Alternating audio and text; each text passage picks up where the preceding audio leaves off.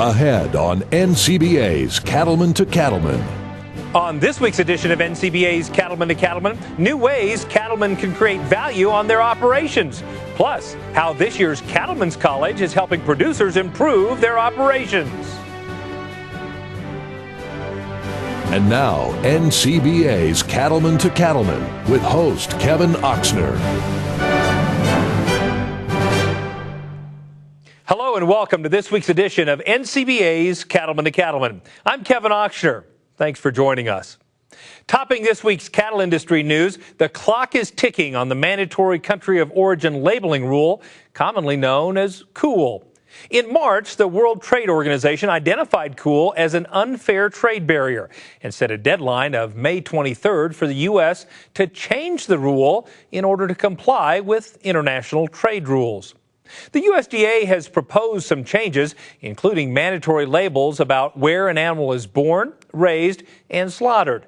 But NCBA says that will not satisfy the WTO or the beef industry's largest trading partners, which are Canada and Mexico. NCBA's Vice President of Government Affairs, Colin Woodall, says that mandatory country of origin labeling will cost U.S. beef producers a lot of hard-earned money. If we do not have a deal that the Canadians and the Mexicans can agree to, then the WTO is going to authorize retaliation on the United States from those two countries. Now, what does that mean for cattle producers? That means that money's going to come out of their pocket, because right now Canada and Mexico are two of our top export markets for U.S. beef. We are getting value out of that. If both those countries retaliate against us and add tariffs to our product, then at that point in time, it's going to have a financial impact on U.S. producers. So it's no longer about Canada and Mexico, it's about us. So we've got to come into compliance and make sure that we don't have our two biggest trading partners shut us down. A Kansas State University study shows that country of origin labeling does not add value at the meat case and ultimately increases costs for the beef industry. It's no secret that beef exports benefit every sector of the U.S. cattle industry, but it's important to remember that trade is a two-way street, and the U.S. imports a significant amount of beef each year. Kent Backus, NCBA's Associate Director of Legislative Affairs, gives us some insight into the basics of beef trade. Well, a lot of people have questions about why we import beef. When we produce so much here in the United States, why do we export beef and why do we import beef? I think it's important to understand that we live in a global economy and we're very much a part of that. What we produce here in the United States is a highly sought after product. The people really enjoy the taste and the flavor and everything that is with U.S. beef. And it's in high demand all across the world. But we actually, 90% of what we produce here in the United States is consumed here in the United States. And only around 10% is exported. And as far as exports go, those cuts are traditionally cuts that just aren't very popular with American consumers. Things like beef tongue and some of the offals that we can't really sell to American consumers. They just don't have a preference for it. But we can get a premium for it in a lot of Asian markets. And so what would traditionally go for $2 a pound here in the U.S. can go in upwards of $20 a pound in the Asian markets. So that's a very important thing to understand. At the same time, here in the U.S. we really like ground beef. And since most of the cattle here are finished on grain, we need to import some of the leaner meats. And so we import that from countries like New Zealand and Australia and Canada. And that is taken and mixed with U.S. beef to make a lot of the ground beef that we buy not only at the grocery store, but in restaurants all over the country. 2012, we saw a record year of exports, tremendous demand for U.S. beef all over the world. Sales were very high, especially in Asia. Japan, we saw a tremendous amount of growth there, over $1 billion in sales for U.S. beef. And Canada was also a $1 billion market. So this has been a fantastic year all around. We're seeing a lot of growth in Asia and in Latin America. With the implementation of the 3 new free trade agreements with Korea, Colombia, and Panama, we're really looking to see a lot of long-term growth in those markets where we have an emerging middle class that really wants to make protein a bigger part of their diets. International trade is undoubtedly a hot topic in our industry right now. We recently had a chance to talk to a few cattlemen about their thoughts on this issue. Well, when you consider that most of the consumers in the world don't live in the United States, I feel that probably that is an opportunity for us to send a product overseas where there are consumers that not only want it, but need it. And my answer to that is I don't want to be limited to only being able to sell my beef to 4% of the world. I want to be able to sell it to 100% of the world. So I think the numbers will tell you that import and exports has been a big advantage for the U.S. beef industry, and we can't just close our borders and think we're going to get good. I mean, we need to export, and we have to import a little if we're going to export. Well, we're in the international trading business, so we actually ship cattle around the globe. So whether it's Russia or whether it's China, South America or Thailand, that's what we do. So I do understand a little bit about how vitally important it is. When you see CattleFax, which if you're not a member of CattleFax, it'd be a good thing to join. That when you see some of the things that CattleFax tell you how much a carcass is accelerated in worth by the trade that was just opened up in South Korea, where you can put a dollar amount on those trade agreements, it is vital to us to have international trade, and again, to have fair trade and try to take the politics out of it. It's vital. We would not, we'd be losing probably $50 to $100 a carcass without our international trade. I would love to see a much more level playing field with our international partners, but that's for the bureaucrats to decide. That's the deals that have to be made. But we can produce a better product at a cheaper price than anywhere else in the world, and I would just like to see us there again being able to do our jobs. NCBA works hard every single day on issues just like international trade. The more members we have, the bigger our voice is, and the more positive change we can bring about in our industry. So won't you consider joining? It's easy. Just give us a call at 1-866-USA-BEEF or visit us at beefusa.org. While you're on beefusa.org, take the opportunity to bid on a 2013 John Deere Gator XUV. The National Cattlemen's Beef Association is conducting an online sealed auction, and bidding is simple. Just visit beefusa.org and click on the John Deere Gator to fill out a form. But hurry, the auction closes on May 15th at 5 p.m. Mountain Time.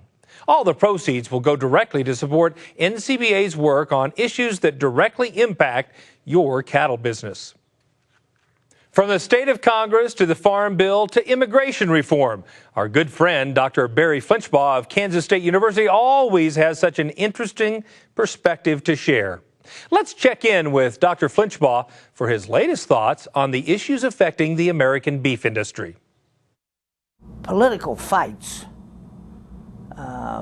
political differences, the name of the game. And you fight it out, and you have an election, and then you govern. And the only way to govern in a democracy is to compromise and meet each other halfway.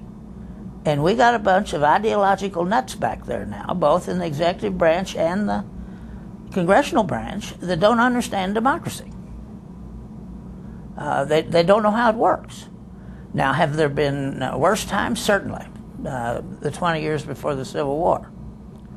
The late 1800s, the financial panic of 1893, for example. We've been through periods like, for example, where it's only happened one time, but we had a president who we kicked out and then put another one in, then turned around and put the former president back in. That certainly shows some dysfunction. But certainly in the modern era, there's no one alive that's seen anything like this. The agriculture economy, of course, has been the real bright spot. But even that, Washington tried to mess up by not passing a farm bill last fall. As I've told my congressman, to go home in the midst of the worst drought in 60 years and not pass a farm bill is an impeachable offense. Now, not legally, but certainly ethically it is. So they've even tried to unhinge the ag economy. They've not got it done, primarily because of the strong demand for food around the world, etc. But to kind of put this in a nutshell, the American economy has finally decided we can't rely on Washington, so we're going to do the best we can and ignore them. If we don't figure this immigration situation out, they're not only going to get more expensive food, they're going to get less of it. Our food system can't function without guest workers. So you devise a system, certainly we're smart enough to do this, that allows those people to come in here and pick the crop and work in the feedlot, etc. They go back home, come back again, do it all legally. I mean, after all they're doing is feeding their family. Well, people like to eat, and beef is the food of choice. Per capita incomes are rising around the world. The rate of increase has slowed some because of this recession we have been through. But we're going to have to feed 2 billion more people in the lifespan of today's young cattlemen. We won't repeal the cycle. We won't repeal the ups and downs of the market, but the long-term trend has nowhere to go but up. Because if you don't feed those people, that's when you get the terrorism and the war and on and on and on and on.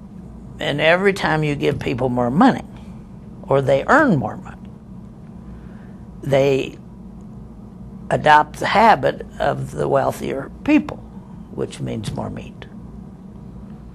And the luxury meat is beef. Thanks, Dr. Flinchbaugh. We always appreciate your insight and perspective.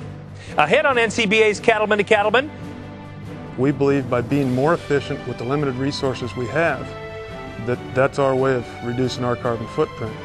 Why it's important for today's ranchers to focus not only on profitability, but sustainability as well. Plus, how cattlemen can avoid being blindsided by a pink eye outbreak. Stay with us. We'll be right back. You're watching NCBA's Cattlemen to Cattlemen on RFD TV.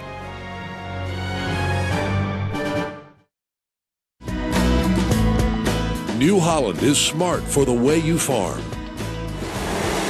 And New Holland round balers are smart for the way you raise cattle. By focusing on making the densest bale possible, New Holland round balers pack more into each bale, saving you time, fuel, and money.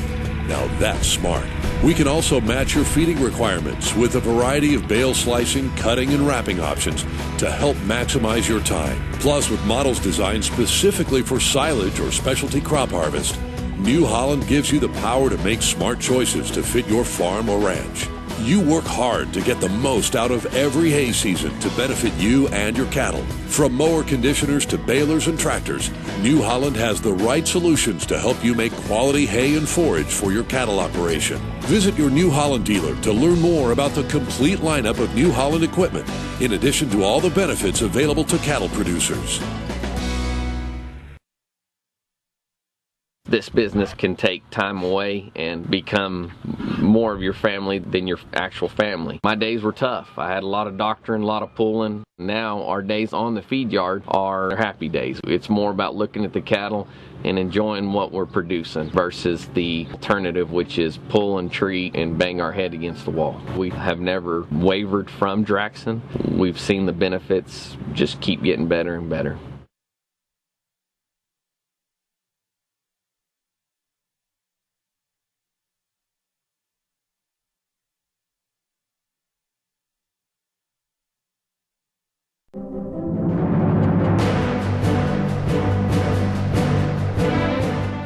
Like past generations, today's cattle ranchers are continually looking for ways to create value on the ranch. But there's an ever-increasing concern for ensuring that practices on the ranch are not just profitable, but sustainable as well. Reporter Matt Fleck shows us how one California rancher views sustainability and how it's a lot more than just being green. Head southeast of Sacramento, California, and you'll find Dwayne Martin Livestock. We're a cow-calf stocker operation. Run cows and calves in California in the foothills in the winter, and then we go to summer pasture in Oregon, Nevada, or the Valley of California. The Dwayne Martin family also has cattle on feed in Colorado. The Martin series of operations have been in the making for more than 45 years. I started when I was about 23 years old. I was driving a ready-mix truck, and I decided I'd like to have a few cows, and I'd been born and raised on a dairy, so I was familiar with livestock, and came home when my dad was retired and had 20 beef cows, and came home one day from work and told him I'd like to buy his cows and rent his little ranch that he had, and he said, yeah, that'd be fine. He says, that's $3,000 for the cows, and that's if you have the money. Well, I surprised him I had the $3,000, and I bought his cows, and that's how I got started. And through that time, the Martins have learned a few things about surviving in the beef business, and say caring for the land through efficient, sustainable production practices is the key to success. We focus on three things. Preserving the environment on these ranches, because that's where we make our living, is on Mother Nature. And if we abuse her, she's not going to take care of us. The other thing is utilizing the resources as efficiently as we possibly can, produce the most beef per acre that we can.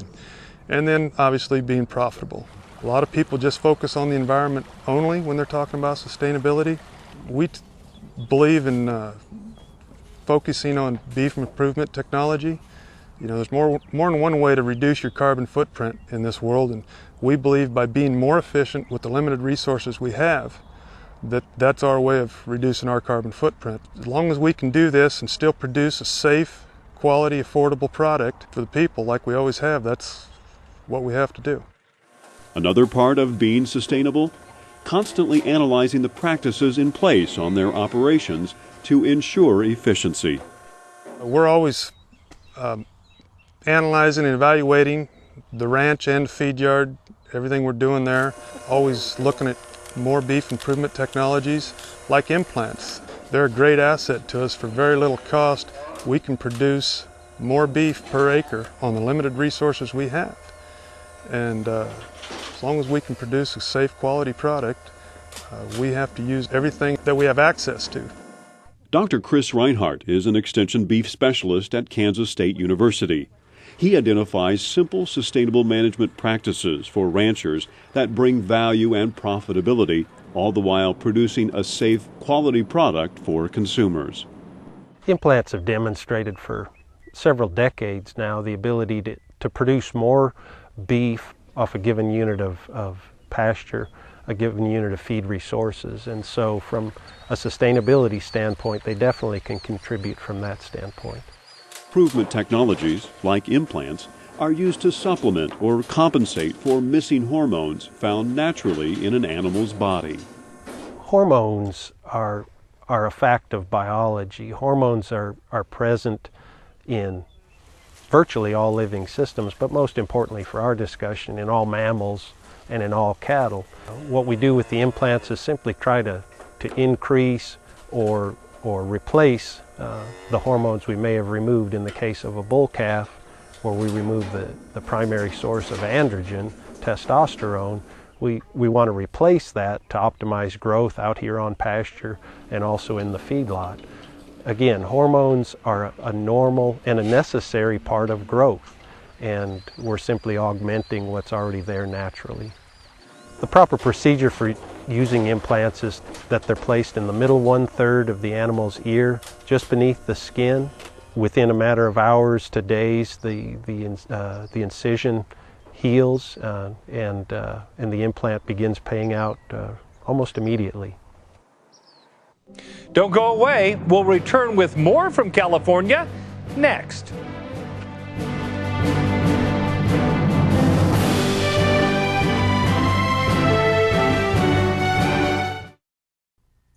Tough trailers built for tough country. Big Ben Trailers manufactures a different kind of trailer, one that's built to put up with the rough conditions found on the ranch. Rugged build using heavy-gauge powder-coated steel and a 2x4 rectangle tube frame. There's a 1-inch gap between the side and floor, so there's no place for water or manure to accumulate and rust. Big Ben trailers are loaded with standard features: a lever-action hitch, a 3-foot escape gate, and a middle sorting gate, rhino lining along the front edges, and a receiver hitch to tow another trailer, chute, or other equipment. Tough and practical. That's Big Ben Trailers, designed and built by a working cattleman. You can rely on and trust Big Ben Trailers for their durability and convenient features. Reasonably priced for any rancher to afford. For a list of dealers and other design features, visit BigBenTrailers.com. Big Ben Trailers, built cattlemen tough.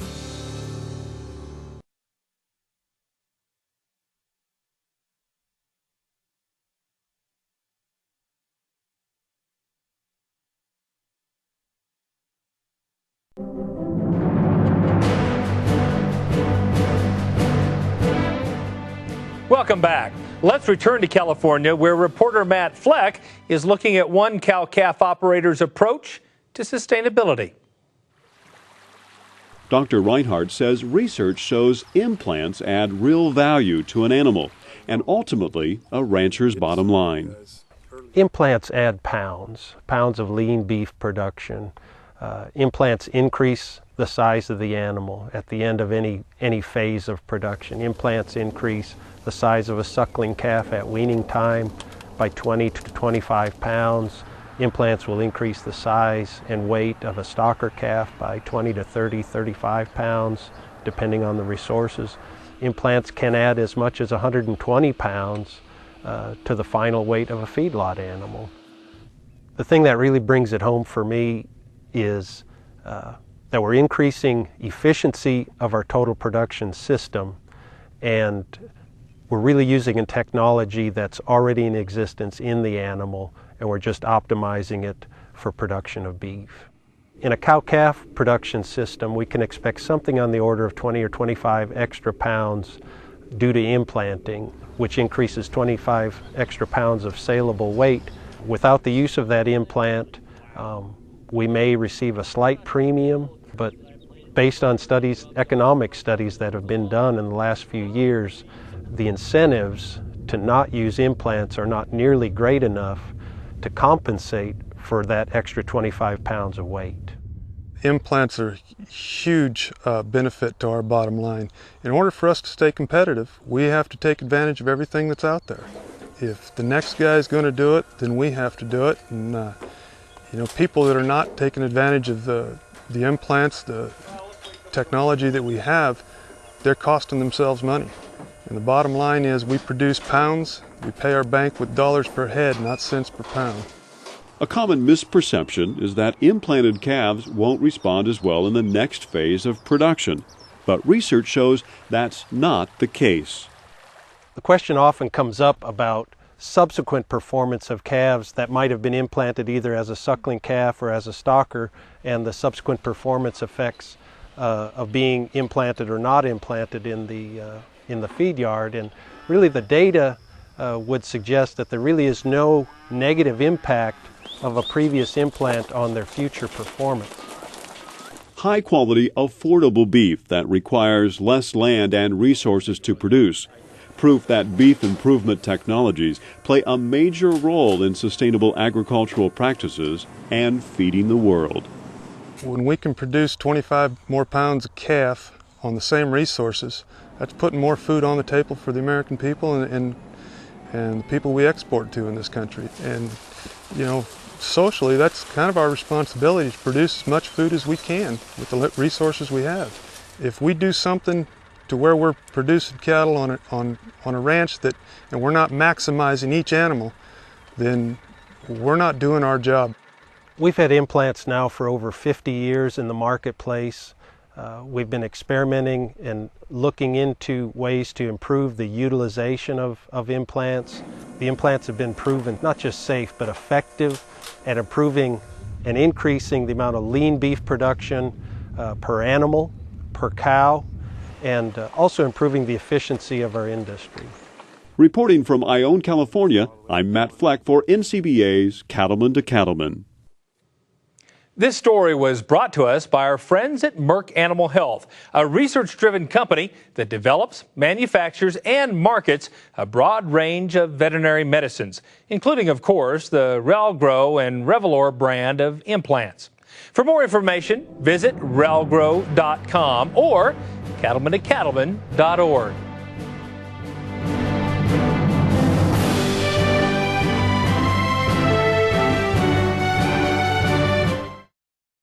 Respiratory disease is a significant animal health issue in the beef industry. It costs producers nearly $1 billion in lost profits each year, and it's the most prevalent disease in calves older than 30 days. So why not prevent respiratory disease before it steals from your bottom line? Vista Once protects your calves with the most complete respiratory disease coverage available, and Vision Blackleg vaccines can add 14 pounds per calf at weaning. For further information, contact your local veterinarian or animal health supplier.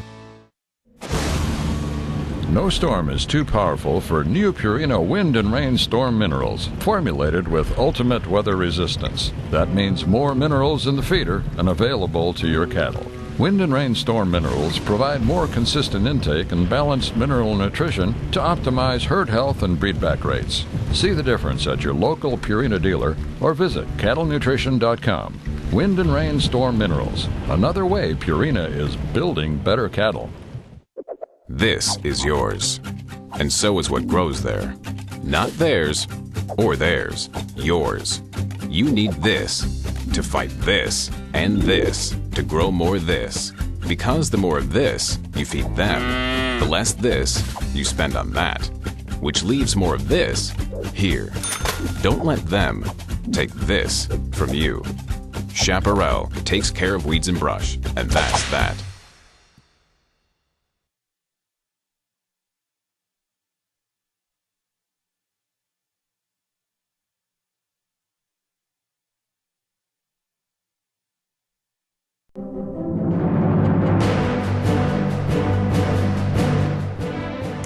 Welcome back. NCBA takes pride in being a premier source of producer education. One of the most successful and beneficial programs of the year is Cattlemen's College. It's held each year at the Cattle Industry Annual Convention and NCBA Trade Show, and it gives cattlemen from across the country tips on how to be a more successful and profitable beef producer. Reporter Brad Bulla has more. Top cattle producers are always looking for ways to improve their operations. That's one reason why Cattlemen's College is one of the most popular events at the annual Cattle Industry Convention. We go out and we bring in the nation's top educators, ranchers, to talk to our membership and say, guys, if you're interested in financial management, range management, cattle management, transferring the ranch from one generation to the other, if you're interested in what does a good steak taste like, what's that consumer saying about us, then you want to be here because the nation's experts are here to tell you what's going on. Cattlemen's College offers a valuable opportunity for producers in all segments of the beef cattle industry to learn about new ideas and technologies that can help increase profitability. It gives you opportunity to listen to and participate in the educational process from people from every spectrum in the cattle business, from educators to producers. So, you know, you get a whole realm of education from it. So, yeah, it's a good deal. And that's what Cattlemen College does. It gives you access to experts and information that you just normally won't get. And you get to do it in a very intimate setting. So it's just a great environment to be able to improve the way you manage your operation. This is the 20th year for Cattlemen's College, which is sponsored by Zoetis. The impressive attendance shows that cattlemen and women are just as hungry for information today as they were when the program first began. We've done this for 20 years now. We're celebrating our 20th anniversary, and we have a number of folks that attend every year religiously, right? So it's really something we're very proud of and something that we're able to give back to the industry, and it's just good for everybody involved. Couldn't do Cattlemen's College without that partnership with Zoetis. It's obvious with that partnership as to why we have 1,100 people here in Cattlemen's College today is because they've provided that partnership, the financial help to put this on, to make it a world-class program. If we all become better at what we do, including our organization, we can be more efficient, produce a better product for consumers, and that's ultimately what we're all about. Producers take the knowledge gained at Cattlemen's College back to their operations and use it to help create a profitable future for themselves and the rest of the beef industry. Reporting from Tampa, Florida, I'm Brad Bullough for NCBA's Cattlemen to Cattlemen. Even if you couldn't make it out to this year's Cattlemen's College, you can still take advantage of the information. Selected portions of the presentation are available online. For more information, just visit our website at cattlementocattlemen.org. The Cattle Industry Convention and NCBA Trade Show is one of the biggest events of the year for the beef industry, but there are also many other important meetings throughout the year. And joining me in the studio to talk about NCBA's summer conference is Thad Larson. He's the Director of Association Marketing and Events for NCBA. Thad, thanks for coming back to the show. No problem. Thanks for having me. Let's begin by telling folks what is the primary difference between our convention and then the summer conference? Yeah, the summer conference is really the place where a majority of the beef industry's business takes place. That's where most of the work gets done at that meeting. And why is the summer conference so important then? Well, the summer conference is really important because of all of the committee functions that happen at that meeting. Mm-hmm. A lot of policy is determined and built and created, as well as check off funding and conversations happen for different program areas throughout the entire beef industry. And can you give us any insight as to what's on the agenda for this summer? Yeah, this summer is our full slate of committees that will happen, and this is sort of the first opportunity where people get to interact with the new committee structure that we rolled out in Tampa. And so that's the primary focus of the conference itself, plus a slew of other keynote speakers and some educational offerings that will happen as well. Denver's a beautiful place to be in August. Tell folks how they can register. Folks can register as they normally can on our website at beefusa.org, as well as we'll be sending out some promotional materials in with the National Cattlemen and other vehicles that we utilize to communicate to our members. And the deadline, Thad? The deadline for registration is July the 12th. And so registration will open and housing will open somewhere near the end of May, and will be open until that time, and people can register whenever they're ready. Very good. Thank you so much for the insight, and thanks for all you do for NCBA. Thank you for having me. Again, this year's summer conference will be held August 7th through 10th right here in Denver, Colorado. For more information or details on how to register, just visit us at cattlementocattlemen.org. We'll be right back.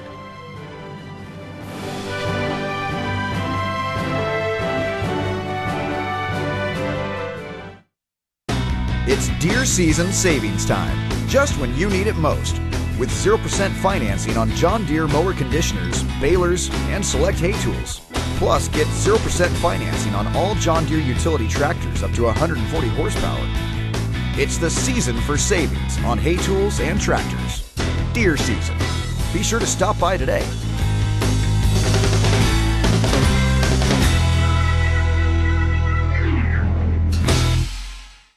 To stay up to date on beef industry news and the National Cattlemen's Beef Association, check out beefusa.org. You'll find news on both the Federation of State Beef Councils and the work of NCBA on Capitol Hill. Plus, link to NCBA programs like the blog, Beltway Beef, updates on the Cattle Industry Convention and NCBA Trade Show, and the latest from NCBA's Cattlemen to Cattlemen. Connect today at beefusa.org.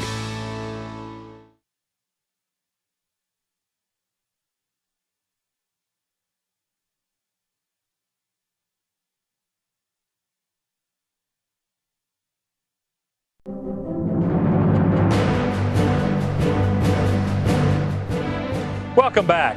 Pink eye is one of the most common assaults on the health of calves less than 4 months of age. Pink eye losses can exceed $100 per incident in beef cattle. As pink eye season approaches, it's time for producers to take preventative steps to control this contagious and costly disease. Reporter Matt Fleck has more from Central Florida. Each year, pink eye losses cost the U.S. cattle industry $150 to $200 million. Pink eye is a disease every cattleman can recognize, and every cattleman wants to avoid in their animals. Well, if we're looking at Moraxella bovis, we look at pink eye, we can suffer a lot of economic losses from it. And one of the most easy ways people will see this and manifest it is lost weight gain. And per animal that has pink eye, we can see lost production of 40 to 60 pounds per animal. Now, the tough thing is a lot of people out there, they'll see pink eye, and one of the things they'll see is damage to the eye. When they see that eye damage, if they go to sell that animal, that can cost them upwards of $11.75 per hundredweight when they go to sell it. When we look at lost production to pink eye, we know we got the average daily gain of 40 to 60 pounds per head per animal. The damaged eyes, what that all equates to is about $100 per head you can look at. And that's been documented in studies. Dr. Bennett Flanders says when the right environmental conditions come together with large numbers of flies, the rate of pink eye can be quite high. Our biggest challenge here recently, the last year or two, has been pink eye. We've had, I'm a veterinarian and I've been in practice was in practice for 35 or 40 years, and I had the worst pink eye I've ever seen in my life right here.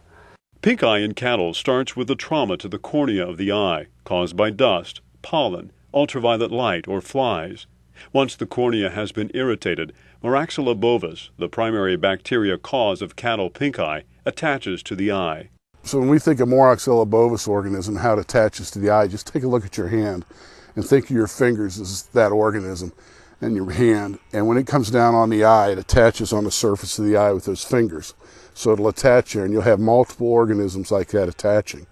And when those organisms attach, we get more irritation of the eye.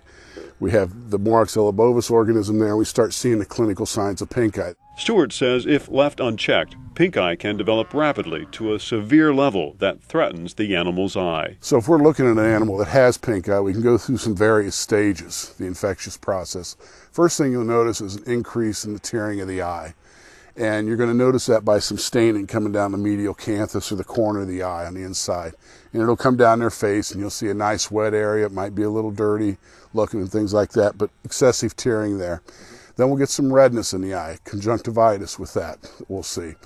Then that can just spread. We can start seeing maybe right around the cornea area a little bit of an ulceration, a little integrity break of the cornea there. It can get white, and then we can start seeing it spread. And people will worry when they start seeing it like that, they worry about losing that eye, losing that. And then you can see scarring can be one of the end resolutions, that we have a scar in that eye. And as we said, that's when, we don't want to lose the eye. Sometimes the scarring will heal up and they'll be fine.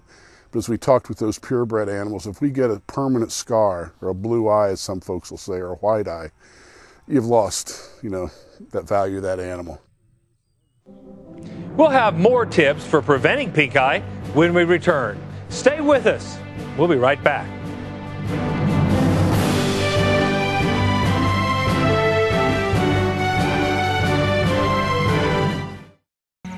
At Merck Animal Health, we are dedicated to improving the health and well-being of animals through innovative science-based solutions, products, treatments, and services to ensure a dependable, affordable food supply. From cattleman to consumer, from farm to family, we're with you every step of the way. We work where you work. What drives you drives us. It's your livelihood and our responsibility. I'm an NCBA member. I'm an NCBA member because I think as an advocacy group, NCBA has done some great things for our industry, and I kind of feel compelled to give back some of what they've done for us. Because this organization is looking out for cattle producers. They understand what makes our cow-calf business profitable. Join me today. Join me today. Join NCBA today. Head to beefusa.org or call 866-USA-BEEF.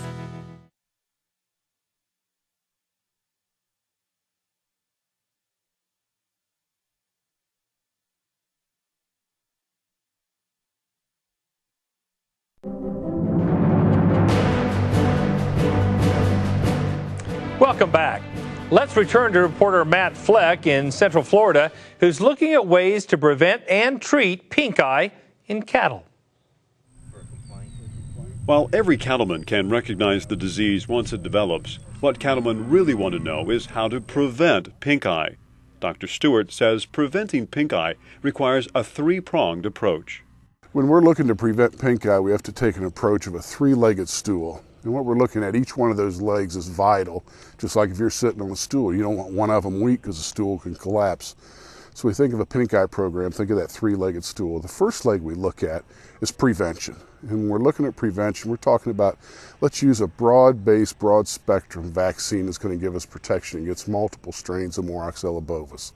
Because that Moraxella bovis organism is the one we got to prevent. Stewart says timing of a vaccination program is as important as the vaccine itself. Pink eye is hard to treat, so we really want to prevent the problem. And one of the first things we need to do is get those animals vaccinated. And when we vaccinate them, we want to get them vaccinated 3 to 6 weeks prior to the onset of the pink eye season. As I tell folks, let's look out 6 weeks, because most of these products that we have, it's going to take a good 6 weeks, 3 to 6 weeks to build a good, strong immune response to that vaccine. Unlike other vaccines, which produce circulating antibodies in the bloodstream, Stewart says pink eye vaccines produce antibodies that bathe the surface of the eye to fight the infection where it starts. When we look at our pink eye vaccine, we vaccinate that animal, like we said, 3 to 6 weeks before the onset of pink eye season.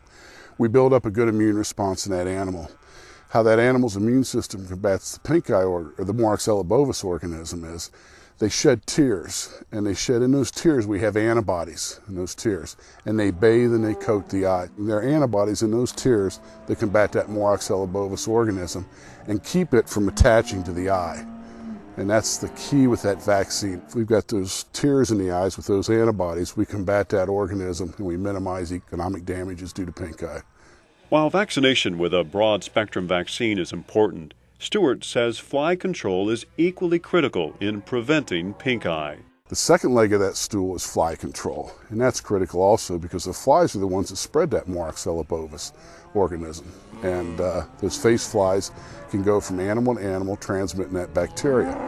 So we got to have good fly control, and that starts, be it in a cow, be it in a calf, but every animal on the place. We want to use insecticide ear tags that are effective against face flies. You might as well get one that's got effect against horn flies, because horn flies are also a problem. But we want to put one tag in each ear of these animals, so 2 tags per head. And we want to use a pour-on, and pour-on insecticide also, same time we put the ear tags in. So a good way to think of it for the fly control is a tag and pour program. While both horn flies and face flies can cause pink eye, face flies can rapidly spread the disease from animal to animal in a herd. So we talk about that face fly. We know that it transmits that Moraxella bovis organism to one animal, and we've used that example today of how, what happens, the progression of the disease. But keep in mind, that face fly can land on one animal, take that Moraxella bovis organism to another animal, and we see that in herds all the time. So flies, we got a lot of them out there, and that's why we want to control them, because they're the vector, they're the ones that spreads that organism from animal to animal. So they land on the face, around the eye.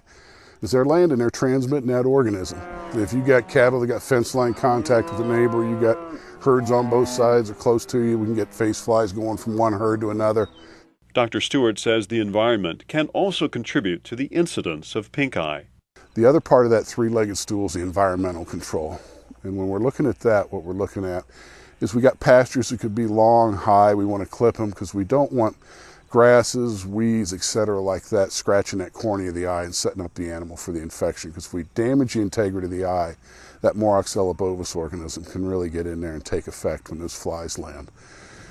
Ultraviolet light, things like that, we can't put sunglasses on them, but we can sure create shades for them. Dust, things like that, pollen, realize that can activate it. So when we look at pink eye, we look at that three-prong approach. We want to have a good vaccine that's going to give us good broad-based protection. We want to have good fly control, so we want to use a tag and pour. And we want to have good environmental control to control pollens, dust, high grasses, things like that. Dr. Stewart sums up the three-pronged approach of a complete pink eye prevention protocol. Well, if I'm looking and I have somebody contact me and they say, what's a good pink eye program? The first thing I'm going to tell them is we got to vaccinate. So get that good broad spectrum vaccine into that animal 3 to 6 weeks before the onset of pink eye. Tag and pour. I want insecticide ear tags that are effective against face flies. I want a good long-acting pour-on insecticide on the animal. And I want to be aware of the environmental control. Clip the pastures. Keep in mind if you might have to put up shades, things like that.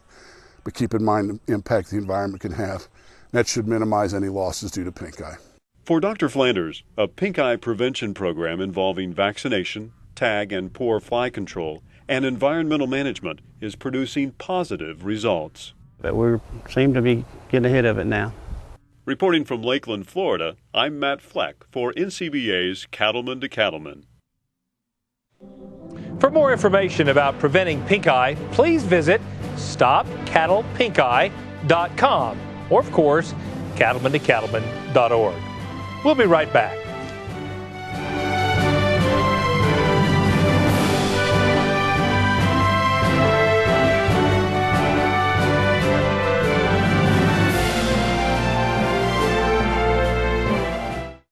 There are two things you need to know about Sweet Licks. Number one, they offer a complete line of vitamin, mineral, protein, and medicated nutritional supplements. And number two, they're available in a variety of forms and sizes. What you need, how you need it. For your nearest dealer, just pick up your cone and call 1-87-SWEET-LICKS. That's with an X. Profitability never tasted so sweet. We know who made that hitch.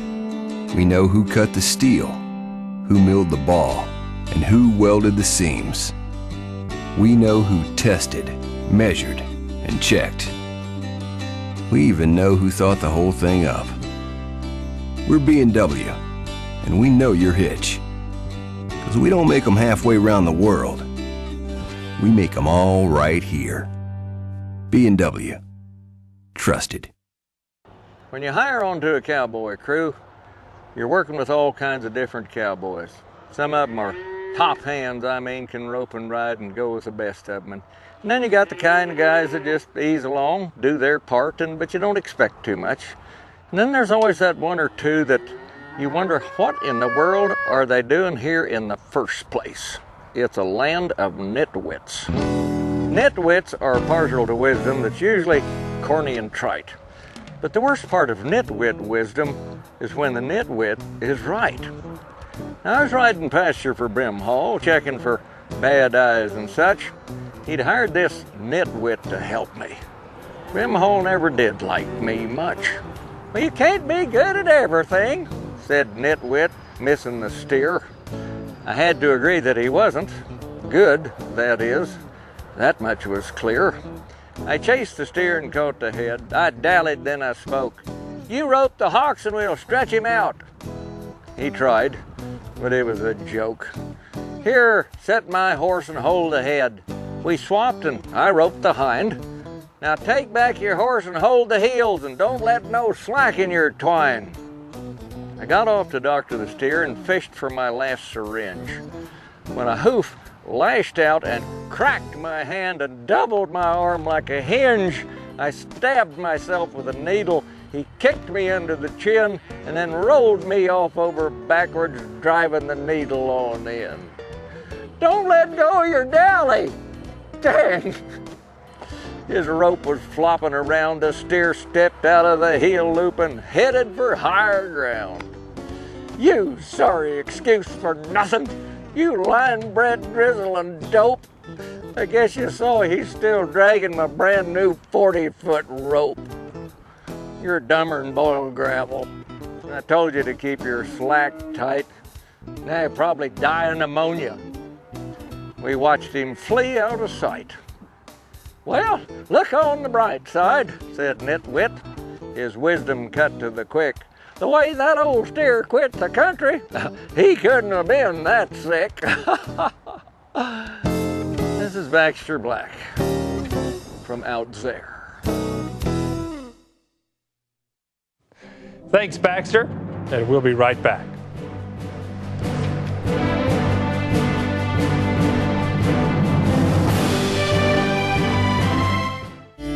Ever wonder where the beef checkoff dollar goes and what it buys?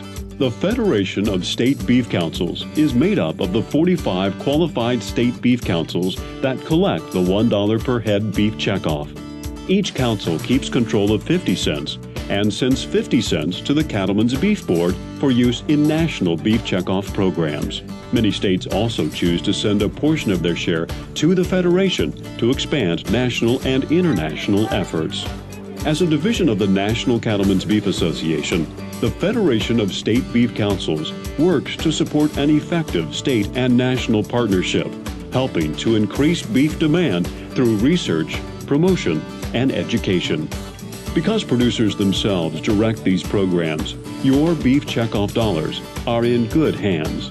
Learn more about the Federation of State Beef Councils by visiting beefusa.org.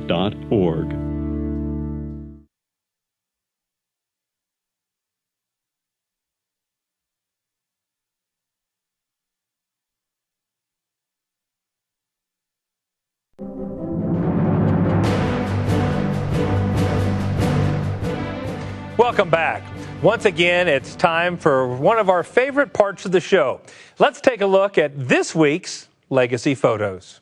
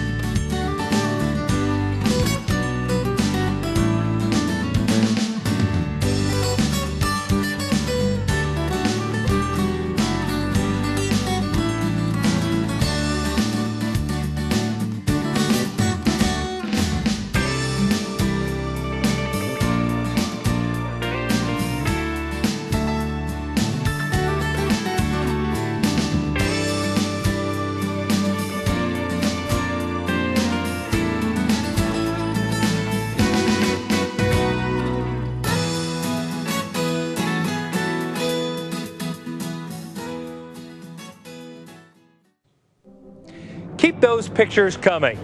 You can submit your favorite farm or ranch photo by visiting our website at cattlementocattlemen.org. Join us next week for a special edition of NCBA's Cattlemen to Cattlemen. Experts discuss their key findings in a first-of-its-kind look at the sustainability of the beef industry. They'll talk about pre-harvest and post-harvest sustainability, as well as the progress being made towards a more sustainable future. Well, that does it for this week's edition of NCBA's Cattlemen to Cattlemen. We'll see you right back here next week on RFD TV.